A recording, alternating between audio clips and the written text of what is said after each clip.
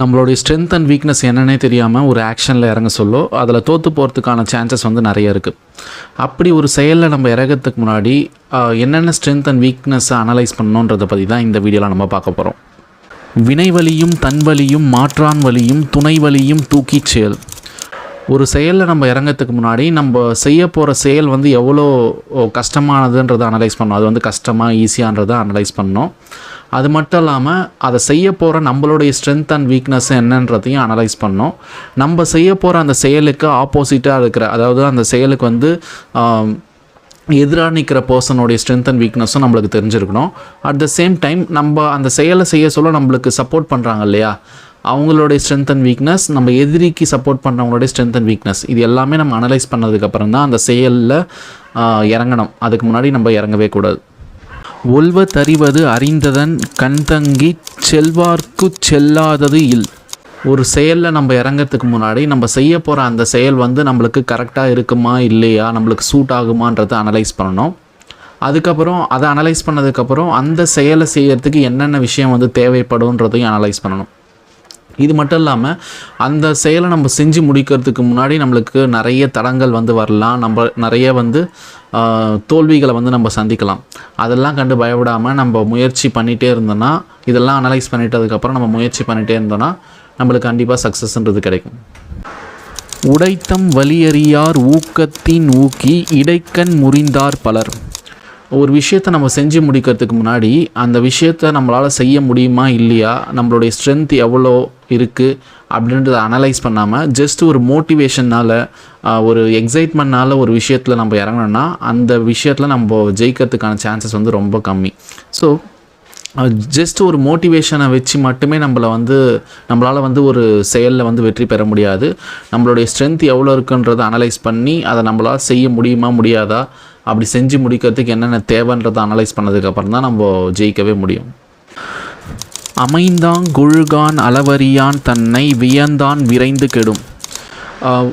நம்ம ஒரு ஆக்ஷனில் இறங்கிறதுக்கு முன்னாடி அந்த ஆக்ஷன், அந்த ஒரு செயலை வந்து பல பேர் அதுக்கு முன்னாடி செஞ்சுருப்பாங்க இல்லையா, அவங்களோட எக்ஸ்பீரியன்ஸ் எதுவுமே நம்ம கன்சிடர் பண்ணாமல், நம்மளுடைய ஸ்ட்ரென்த்தையும் வந்து அனலைஸ் பண்ணாமல் ஒரு குருட்டாம்போக்கில் அந்த செயலில் நம்ம இறங்க சொல்ல நம்ம மேக்ஸிமம் அந்த செயலில் நம்ம ஃபெயிலியர் ஆகிறதுக்கு தான் சான்சஸ் வந்து அதிகம்.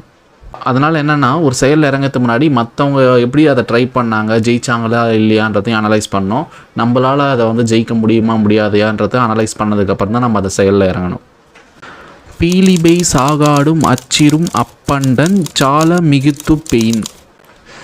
எந்த ஒரு விஷயத்துமே நம்ம வந்து ஈஸியாக எடுத்துக்கக்கூடாது. இதை வந்து ஈஸியாக செஞ்சு முடிச்சிடலாம் அப்படின்றத வந்து நம்ம நினைக்கக்கூடாது. ஏன்னா அந்த விஷயத்தில் இறங்கினதுக்கு அப்புறம் தான் அதில் எவ்வளோ டிஃபிகல்ட்டிஸ் இருக்குன்றத தெரியும். பார்க்க சொல்ல எல்லாமே ஈஸியாக தான் இருக்கும். ஒரு மயிலிறகு எடுத்தோன்னா அது வெயிட் இல்லாத மாதிரி தான் இருக்கும். அதுவே ஒரு லாரி நிறைய, ஒரு கண்டெய்னர் நிறைய மயிலிறகு ஏற்ற சொல்ல என்ன ஆகும், அது வந்து வெயிட் அதிகமாக தான் இருக்கும் இல்லையா. அதே மாதிரி தான் எந்த ஒரு சின்ன விஷயமா இருந்தாலும் அது அந்த சின்ன விஷயத்தில் இருக்க டிஃபிகல்ட்டிஸை நம்ம அனலைஸ் பண்ணிட்டு தான் அதை நம்ம செய்யறதுக்கு இறங்கணும். நுனிக்கும்பர் ஏறினார் அக்திரந்தூக்கின் உயிர்கிருதி ஆகிவிடும். ஒரு மரத்தில் ஏற சொல்ல நம்ம நுனி கொம்பை பிடிச்சி, அதாவது வந்து முனையில் இருக்க கொம்பை கிளையை பிடிச்சி ஏற சொல்ல என்ன ஆகுனா அது ஈஸியாக உடஞ்சி விழுந்துடும். அதே மாதிரி ஒரு செயலில் நம்ம இறங்க சொல்ல அதில் வந்து ஃபுல் ஃபோக்கஸ்டாக இறங்கணும். ஜஸ்ட் ஒரு மேம்போக்காக நம்ம வந்து அந்த செயலில் செஞ்சோன்னா அதில் கண்டிப்பாக நம்ம வந்து தோற்று தான் போவோம். ஆற்றின் அறவறிந்து ஈக அது பொருள் போற்றி வழங்கு நெறி. ஒருத்தருக்கு நம்ம ஹெல்ப் பண்ணுறதுக்கு முன்னாடி நம்மக்கிட்ட எவ்வளோ வெல்த் இருக்குது, நம்மக்கிட்ட வந்து எவ்வளோ பணம் இருக்குன்றதை அனலைஸ் பண்ணிட்டு தான் நம்ம வந்து ஹெல்ப் பண்ணணும். இஷ்டத்துக்கு ஹெல்ப் பண்ணுறமேன்னு சொல்லிட்டு இஷ்டத்துக்கு ஹெல்ப் பண்ணால் நம்மக்கிட்ட இருக்கிற வெல்த் எல்லாமே சீக்கிரமாக வந்து அழிஞ்சிடும். ஆகாறு அளவிட்டி தாயினும் கேடில்லை போகாறு அகலாக்கடை.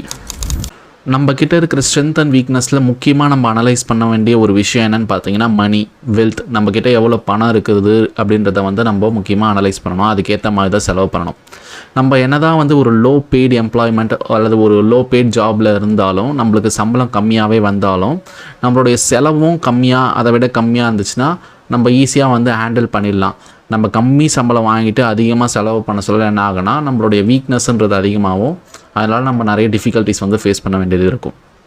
அளவறிந்து வாழாதான் வாழ்க்கை உல போல இல்லாகி தோன்றா கெடும். நம்மக்கிட்ட எவ்வளோ பணம் இருக்குது, நம்மக்கிட்ட எவ்வளோ வெல்த் இருக்குது, இது எதுவுமே அனலைஸ் பண்ணாமல் அடுத்தவங்க மத்தியில் வந்து பாலிஷ்டாக தெரியணும் அப்படின்ற காரணத்துக்காக நம்ம தேவையில்லாத செலவு, தேவையில்லாத ஷோ ஆஃப்லாம் பண்ணிகிட்டு இருந்தோன்னா நம்ம என்ன தான் வெளி உலகத்துக்கு வந்து எல்லாமே இருக்கிற மாதிரி தெரிஞ்சாலும் கடைசியில் நம்மக்கிட்ட ஒன்றுமே இருக்காது. உளவரை தூக்காத ஒப்புற வான்மை வளவரை வல்லை கெடும். ஜஸ்ட்டு அடுத்தவங்க முன்னாடி நம்ம ஷோ ஆஃப் பண்ணுறதுக்காக, அடுத்தவங்க முன்னாடி நம்ம பிரபலமாக தெரியணுன்றதுக்காக நம்மளுடைய ஸ்டேட்டஸ், நம்ம எவ்வளோ சம்பாதிக்கிறோம், நம்மக்கிட்ட எவ்வளோ காசு இருக்குது, இது எதுவுமே அனலைஸ் பண்ணாமல் ஜஸ்ட் ஒரு ஷோ ஆஃப்காக அடுத்தவங்களுக்கு ஹெல்ப் பண்ணிகிட்டே இருந்தோன்னா கடைசியில் நம்மக்கிட்ட எதுவுமே இருக்காமல் போயிடும். உண்மையிலே நம்ம யாருக்காவது ஹெல்ப் பண்ணுன்ற சுச்சுவேஷன் வர சொல்லும், இல்லை நம்மளுக்கே ஏதாவது வந்து தேவை அப்படின்றப்போ அந்த நேரத்தில் நம்மக்கிட்ட எதுவுமே இருக்காது. ஸோ ஒரு செயலில் நம்ம இறங்கிறதுக்கு முன்னாடி, ஒரு விஷயத்தை நம்ம செய்யறதுக்கு முன்னாடி இது எல்லாத்தையும் அனலைஸ் பண்ணிவிட்டு செஞ்சோன்னா அது வந்து நல்லபடியாக முடியறதுக்கான சான்சஸ் நிறைய இருக்குது. உங்களுக்கு இந்த மாதிரி திருக்குறள் பேஸ்டு மேனேஜ்மெண்ட் லெசன்ஸை கற்றுக்கணுன்னா சேனலை சப்ஸ்கிரைப் பண்ணிவிடுங்க. தேங்க்யூ.